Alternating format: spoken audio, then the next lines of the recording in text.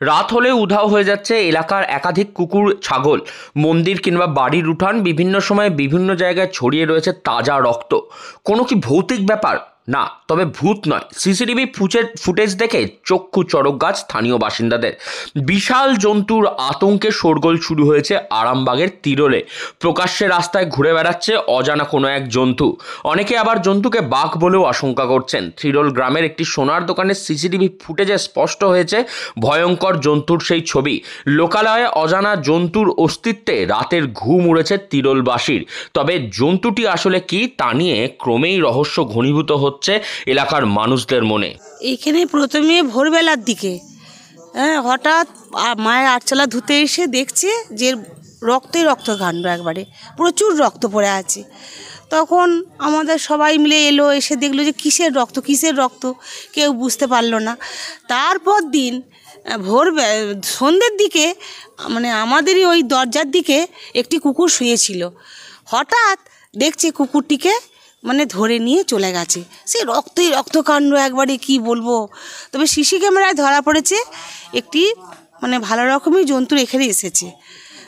আমাদের পুরো দেশটা গ্রামবাসী সবাই ভয়ে আতঙ্কে আমাদের জীবন কাটছে। সন্ধ্যে থেকে আমরা কেউ বেরোতে পারি না।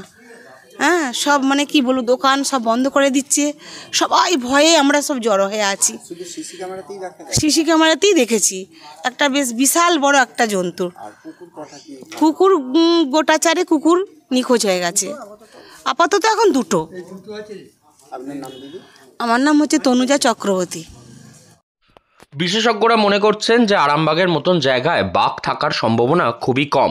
তবে সিসিটিভির ফুটেজে যে ছবি ধরা পড়েছে তা একেবারে হাড় হিম করা। সিসিটিভি ফুটেজে দেখা যাচ্ছে চার পায়ের কোনো এক জন্তু তা ক্রমেই এগিয়ে চলেছে তার শিকারের দিকে, এবং তারপরেই ক্রমে রহস্য ঘনীভূত হতে শুরু করেছে মানুষের মনের মধ্যে। সেই সিসিটিভি ফুটেজের মধ্যে যে সেটি কী জন্তু তাই নিয়েই দুশ্চিন্তা বেড়েছে মানুষের মনে, এবং ইতিমধ্যেই বন দপ্তরকে খবর দেওয়া হয়েছে। বন দপ্তরের তরফ থেকে ওই জন্তুটিকে ধরার জন্য এক বিশেষ খাঁচাও পাতা হয়েছে। এই খাঁচা পাতা হয়েছে বন দপ্তর, এই বিষয়টা একটু বলুন। না, আমাদের কাছে একটা খবর আসে, পুলিশ থেকেও আমাদেরকে জানানো হয় যে ওখানে কোনো একটা প্রাণী হয়তো ওখানকার সাধারণ মানুষ কেউ দেখে থাকতে পারে, এবং কুকুর টুকুরকে নাকি কামড়েছে এরকম শুনলাম।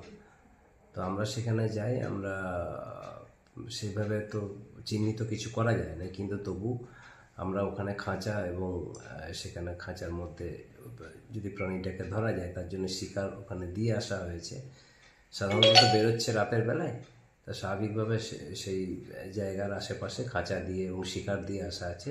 যদি পরে তারপরে আমরা বুঝতে পারবো ওটা কি প্রাণী। কোনো ছবি সিসি ফুটেজ কিছু দেখা গেছে না, সেরকম পরিচ্ছন্ন একটা সিসি ফুটেজ পাওয়া গেছিলো, কিন্তু সেখান থেকে ক্লিয়ার নয় কিছু। নতুন করে আরামবাগের ওই গ্রামে কোন প্রাণীর আবির্ভাব হলো যে সমানে কুকুর, বিড়াল, ছাগল এমনকি গবাদি পশুদেরকে ওপরে এসে আক্রমণ শানাচ্ছে, তারপরেই আতঙ্ক ঘনিয়েছে মানুষের মনের মধ্যে। সিসিটিভির ফুটেজে দেখতে পাওয়া ওই চার পায়ের প্রাণীটিকে নিয়ে ইতিমধ্যেই দুশ্চিন্তায় পড়েছেন এলাকার মানুষজন। হুগলি থেকে রাহি হালদার, লোকাল 18 বাংলা।